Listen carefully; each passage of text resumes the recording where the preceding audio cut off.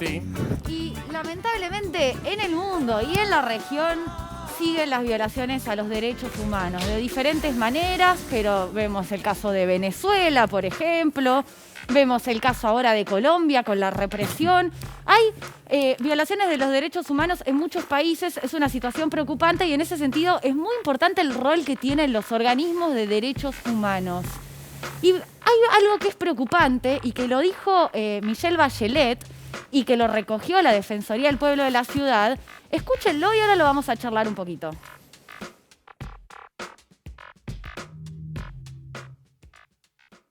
En los últimos 2 años, mi oficina ha recibido un número creciente de denuncias de instituciones nacionales de derechos humanos de Latinoamérica y el Caribe que han sido acosadas y amenazadas por gobiernos, parlamentarios, funcionarios, grupos de autodefensa y otros, simplemente por hacer su labor y cumplir con su mandato. La labor de las instituciones nacionales de derechos humanos independientes es crucial para cualquier sociedad. Sin embargo, solo pueden cumplir su mandato de proteger y promover los derechos humanos si son capaces de operar sin interferencias indebidas de gobiernos y otros, y son capaces de mantener su independencia. De lo contrario, perderán su credibilidad y legitimidad a los ojos de las personas a las que deben servir. Permítanme ser muy clara. Estas instituciones que trabajan estrechamente como oficina y con los mecanismos de derechos humanos de Naciones Unidas no deben enfrentarse a ninguna forma de abuso o interferencia, y especialmente presión política. Insto a los gobiernos de toda la región a que cumplan con sus responsabilidades y respeten y protejan la independencia de las instituciones nacionales de derechos humanos. Bueno, y para hablar de todo esto, como decíamos, porque recogió el guante de lo que dijo Bachelet y está preocupado, Alejandro Amor, que es el titular de la Defensoría del Pueblo de la Ciudad de Buenos Aires, está preocupado, por supuesto, por resguardar la independencia de los organismos de derechos humanos. Buenas tardes, Alejandro, muchísimas gracias por estar acá en Altavoz. Hola, buenas tardes, ¿cómo les va? Contanos un poco cómo fue que recogiste ese guante y, digamos, el mensaje que vos querés transmitir. Nosotros formamos parte de una organización que son las Defensorías del Pueblo de Latinoamérica. En otros países tienen otros nombres, comisiones de derechos humanos, pero que tiene un objetivo central, que es la defensa integral de los derechos y garantías constitucionales, en particular los derechos humanos. El mensaje de Michelle Bachelet es un mensaje realmente muy fuerte, tratándose de quién se trata. Ella es, dentro de Naciones Unidas, el alto comisionado en derechos humanos. ¿Por qué es importante? Porque justamente viene a sostener a estas instituciones que, como bien dice ella, en muchos países son víctimas permanentes de persecuciones, de amenazas y también de muertes. ¿Por parte de quién, Alejandro? Bueno, en la última oportunidad que estuvimos en México, el defensor del pueblo de Baja California, un estado del hermano país de México, le volaron la casa con él adentro y toda su familia, murieron. Tremendo. Grupos de narcotráfico. ¿Esto pasó este año? Esto pasó antes de la pandemia, porque viajamos todas las defensorías del pueblo de la Argentina. Nosotros hemos hecho un acuerdo estratégico con lo que son las comisiones de derechos humanos en México, que son iguales a las defensorías. Y bueno, esa es la situación. Y hoy se está viendo también lo que sucede en Colombia. El defensor del pueblo anterior es una persona que tuvo un rol muy importante en el proceso de pacificación. Y ahora el actual defensor, Carlos Camargo, con quien he hablado el otro día, diariamente está elevando informes, ustedes lo verán, de personas fallecidas, casi 30 personas, y de personas desaparecidas, casi 400 personas. Tremendo. Realmente, y además pidiendo, obviamente también, el apoyo de quienes formamos parte de estos organismos. Y bueno, vamos a hacerlo presencialmente con el titular de la Defensoría del Pueblo de Ecuador, con Freddy Carrión, que además tiene a cargo la representación de todas las defensorías de Latinoamérica y de Iberoamérica, y también yo. ¿Y cuál es la situación en Venezuela, ¿no? Que justamente Bachelet ha hecho un informe muy completo de la violación de los derechos humanos de los venezolanos? Bueno, hay un informe de Bachelet que ha sido llevado a cabo después de un periodo largo en el que ella participó y en el que ha expresado y mostrado determinadas situaciones que se están dando. Obviamente que yo no estuve en Venezuela y Venezuela no cuenta dentro de su país con instituciones como las nuestras, que sí las tenemos en la Argentina y en distintos países de Latinoamérica y con una vital importancia. Te voy a dar un ejemplo muy claro. Recordarás la situación del golpe contra Evo Morales, en la que tuvo una intervención muy importante Nadia, que es la defensora del pueblo, una persona muy joven, tiene 35 años, es abogada. La Defensoría del Pueblo fue allanada, fueron detenidos todos los integrantes y todas las integrantes de la Defensoría, y ella paulatinamente comenzó, cuando hablamos, que nos pidió también obviamente el apoyo, a buscar un proceso primero de pacificación y después de normalización institucional. ¿Por qué? Porque recordemos que en aquel momento había enfrentamientos armados en el que también hubo personas fallecidas, ella misma fue víctima, su casa fue ametrallada, y la verdad que fue logrando consensos que después se fueron convirtiendo en actas y que derivaron luego en el llamado a elecciones. Bueno, es un rol de mediación, de buscar el diálogo y de terminar con la conflictividad, sobre todo con la violencia que implica la seguridad de las personas. Y Alejandro, ¿cuáles son esas determinadas cuestiones que decía usted recientemente que pasaban en Venezuela? Sí, porque además nos imaginamos, ¿no? Con el gobierno autoritario de Maduro, en el medio de la pandemia, la crisis económica, se conocen pocas noticias porque no hay libertad de expresión total en Venezuela. Queremos saber un poco qué está pasando ahí en estos días. Uno de los puntos que se remarcó ahí fue los procesos de personas que migraban del país. Tal vez supongo lo recordarán claramente, de personas que a lo mejor por distintas razones, o por no compartir o tener un pensamiento distinto, por lo que fuere, terminaban migrando. O situaciones tales como algunas que se describieron frente a los medios de comunicación.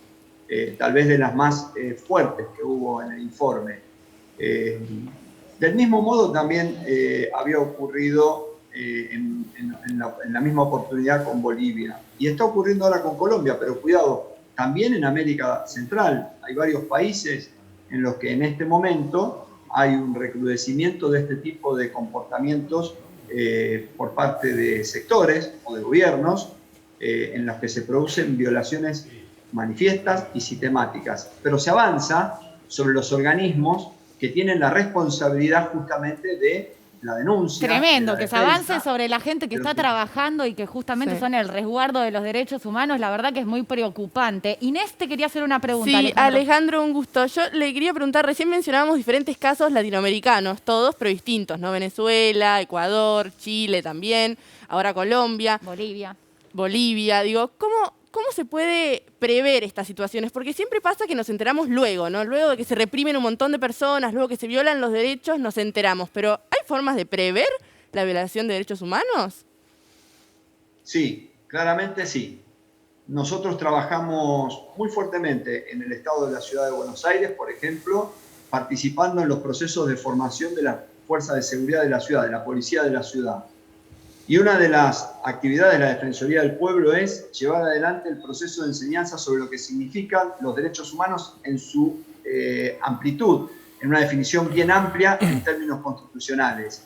Y cuando uno trabaja sobre eso y sobre las conductas y los comportamientos de la fuerza de seguridad, y cuando además hay comportamientos sociales del conjunto que van respetando los pensamientos distintos, los pensamientos críticos, las situaciones difíciles que vivimos obviamente en los países de Latinoamérica y sobre todo en pandemia, es posible naturalmente transitar caminos sin necesidad de caer en estas situaciones en las que mueren personas. Vuelvo a decir, mueren y desaparecen personas. Situaciones que hemos vivido en la Argentina en la dictadura militar. Y que a veces... una dictadura sangrienta.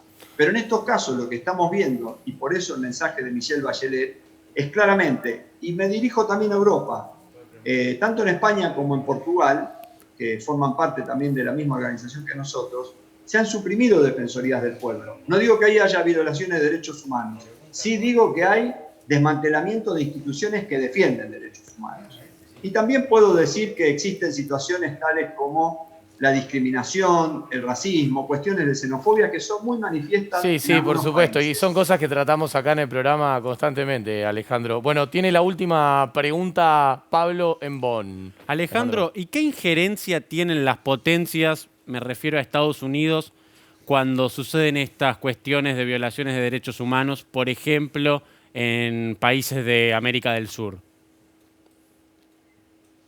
Si yo me remitiera a la historia, con la desclasificación de los documentos que hemos visto, sobre todo, por ejemplo, tanto los que involucraron a Chile como a Argentina, te diría que es muy fuerte, ¿no? Los documentos y en Bolivia también, ¿no? Bueno, en Bolivia también, claramente, sí, exactamente. Hoy en día se están viendo situaciones que en realidad te diría que tienen que ver con un debilitamiento de la democracia en su conjunto.